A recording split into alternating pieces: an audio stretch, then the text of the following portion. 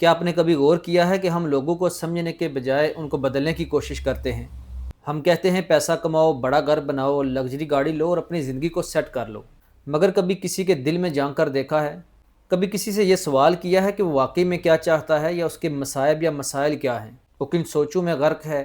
کون سے ایسے اس کے دکھ ہیں جو اسے اندر سے کھائے جا رہے ہیں؟ اور یاد رکھیے کہ ہر انسان کی جنگ ایک جیسی نہیں ہوتی، اور اندر کے خالی پن کو دنیا کی چمک دمک یا دولت بھر نہیں سکتی۔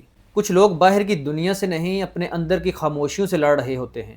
وہ مسکراتے ہیں، لوگوں میں بیٹھتے بھی ہیں اور باتیں بھی کرتے ہیں، لیکن اچانک ہمیں پتہ چلتا ہے کہ فلاں صاحب نے خودکشی کر لی۔ دنیا کی سب سہولتیں ہونے کے باوجود کیوں خودکشی کی؟ یہ وہی خلا ہے جس کو ہم نہیں جانتے یا ہم پر نہیں کرنا چاہتے۔ ہم کسی خلا کے اندر نہیں اترتے، نہ اس خلا کو پر کرنے کی کوشش کرتے ہیں۔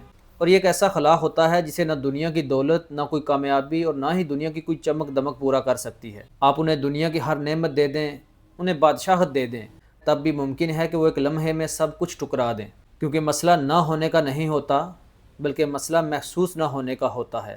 جب انسان اندر سے ہی خالی ہوگا تو اس کے جینے کی خواہش مدم پڑنے لگتی ہے، اور اس چیز کو بیرونی دنیا کی کوئی چیز بھی بھر نہیں سکتی، کوئی چیز فل نہیں کر سکتی۔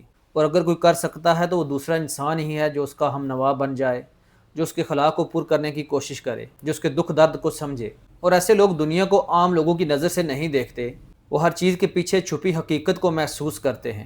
وہ زندگی کو صرف جیتے نہیں ہیں بلکہ اسے سمجھتے بھی ہیں۔